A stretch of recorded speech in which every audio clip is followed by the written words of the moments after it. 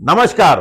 आज हम बात करेंगे धनंजय झा जी से, जो अपने आप में एक शख्सियत है और जाना माना चेहरा है। वार्ड 25 में नगर निगम के चुनावों में प्रबल दावेदार हैं आम आदमी पार्टी की तरफ से। बता दें आपको, जहां लोग अपनी राजनीति की शुरुआत करते हैं, लेकिन जो है शुरुआत करके धराशायी भी हो जाते हैं, लेकिन ये हिम्मत इन्होंने नहीं हारी और लगातार ये जुड़े रहे।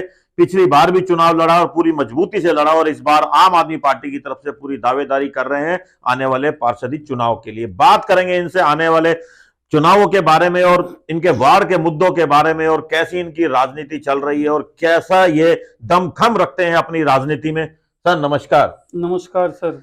पहले तो आपका हमारे स्टूडियो में बहुत बहुत स्वागत है।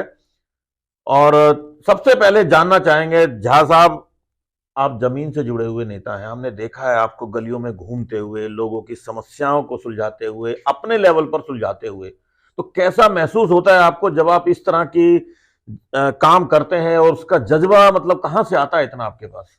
देखिए, सबसे पहले तो मैं आपका मीडिया लोगों का धन्यवाद करता हूं कि मुझे आपने स्टूडियो में बुलाया और मेरा सम्मान किया। दूसरी बात है कि जो मैं धनंजय झा ओम इनकलेब में रहता हूं, वार्ड नंबर 25 से इलेक्शन की तैयारी कर रहा हूं, और मैं ये 5-7 सालों से आम आदमी पार्टी में हूँ, और आम आदमी के लोगों के बीच में मैं रहा हूँ। चाहे वो ओम इनकलेब हो, सूर्या विहार हो, पार्ट 2 हो, पार्ट 1 हो, 91 सेक्टर हो, सरस्वती कॉलोनी हो, श्याम कॉलोनी हो, कृष्णा कॉलोनी हो, मैं हर जगह घर घर जा कर के जो है सबका दुख और सुख में शामिल हुआ हूँ। लेकिन जहाँ तक मुझे लग रहा है कि जो 25 साल से ये लोग नगर निगम में जीत के जा रहे हैं, और कॉलोनियों का विकास देख के मुझे ऐसा दर्द और फील हो रहा है कि जो हमारे भोले भाले जनता है, इसको किस तरह से गुमराह किया जा रहा है। झा साहब, बात करें आपके वार्ड की, तो वार्ड में बीजेपी के पार्षद आते हैं, बीजेपी के पार्षद हैं, बीजेपी के एमएलए हैं, बीजेपी के सांसद हैं, बीजेपी के मुख्यमंत्री हैं, और तो और बीजेपी के ही प्रधानमंत्री हैं।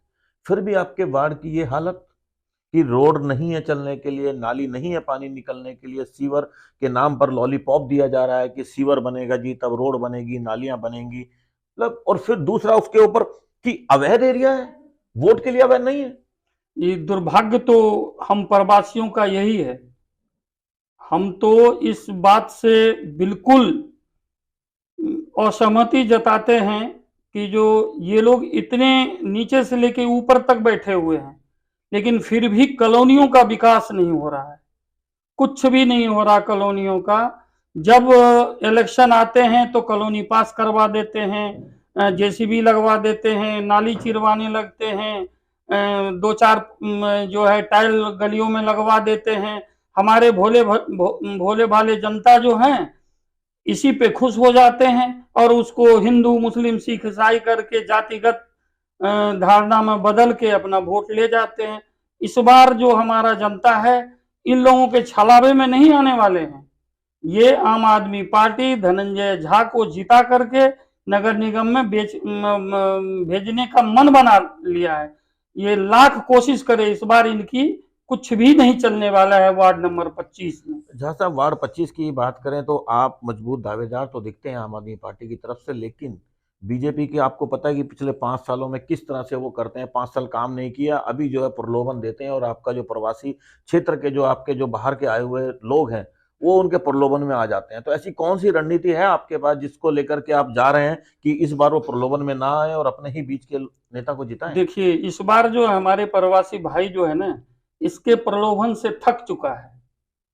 इसके प्रलोभन में इस बार आने वाले नहीं है। ये कुछ भी कर ले, कितना भी प्रलोभन दे दें, इस बार इनके प्रलोभन में बिल्कुल आने वाले नहीं है। ये जनता आम आदमी पार्टी के सपोर्ट में खड़ा है, और वार्ड नंबर 25 में धनंजय झा के सपोर्ट में खड़ा है। झा साहब, ऐसी कौन सी नीतियां हैं आपकी, या कौन सी चीजों से आप नेताओं अपनी जनता को कन्विंस कर रहे हैं कि भैया इस बार इन बातों में नहीं आना है और आप इस बार झाड़ू पे बटन दबाना है? देखिए, हम अपने जनता के बीच में एक ही समस्या को लेके जा रहे हैं। जो हमने 25 साल इन लोगों को दिए हैं, चाहे वो बीजेपी हो, चाहे कांग्रेस हो, जो भी पार्टी है, 25 साल से ये लोग नगर निगम में है। एक बार आम आदमी पार्टी को भेजो, धनंजय झा को जिता के भेजो, ना नाली की कमियां रहेगी, ना सड़क जो है कहीं टूटी फूटी मिलेगी, बिजली जो बिजली का जो काम है वो तंदुरुस्त लेवल पर चलेगा, हर गली में पोल तार लगेंगे, हर घर में मीटर लगेगा। जो कि आजकल ये हो रहा है कि कहीं जो है रजिस्ट्री नहीं है तो मीटर नहीं लगेगा, हर तरह से ये लोग परेशान करने के चक्कर में है। तो बिजली का भी काम जो है दुरुस्त होगा। सबसे जो ज्यादा ये लोग जो घोटाला कर रहा है वो राशन के लिए, जो सरकारी राशन मिलता है उसमें भी घोटाला है। अब इस देखिए सरकार कहाँ सोया हुआ था, 10 लाख से ऊपर राशन कार्ड कैंसिल हो चुका है। किसके, अब किसी एक का राशन कार्ड कैंसिल हुआ है, जिसके घर में उसका बीवी हाउस वाइफ है उसका भी तनख्वाह जोड़ दिया है, उसके बेटी पढ़ती है उसका भी तनख्वाह जोड़ के। झा साहब बीच में रोकूंगा, जिनका कैंसिल हुआ है उनके लिए तो आप आवाज उठा रहे हैं, लेकिन जो हरियाणा सरकार ने इतने सारे लोगों को बीपीएल कार्ड बनाए भी हैं जो पात्र नहीं थे, उनकी बात क्यों नहीं करते हैं आप? नहीं, उनकी बात हम इसलिए अभी नहीं कर रहे हैं, अभी बन क्या रहे हैं। अभी तो जो राशन लेने जाएगा उसको पता चलेगा कि क्या बन रहा है, कैसे बन रहा है। 3 मंजिल जिसका मकान है उसका बन रहा है, जिसको लाखों रुपया का मतलब इनकम है आप उसका बन रहा है। कहना चाह रहे हैं कि उसमें धांधलेबाजी हो रही है और जो है ये सही से सिस्टम नहीं बन रहा है? बिल्कुल नहीं हो रहा है जी, कुछ भी नहीं हो रहा है। एक आप मुखिया का, चलिए आपने तनख्वाह जोड़ दिया, बैंक से आधार कार्ड लिंक किया, उसकी बीवी काम करती है उसका भी जोड़ दिया, उसकी बेटी काम करती है पढ़ती है उसका भी जोड़ दिया। ये कहाँ का नियम है, उसका राशन कार्ड क्यों कैंसिल किया चलिए गया? ये मुद्दा आपका जो है स्टेट लेवल का मुद्दा हो सकता है, लेकिन बात करें आपके ये पार्षदी लेवल पर, तो पार्षदी लेवल पर आपको लोगों का काम होता है नॉर्मली नाली, सड़क, सीवर, इन सबको मेंटेन रखना, पानी की सुविधा को देना, तो इन सब में कैसे आप सामंजस्य बिठाएंगे?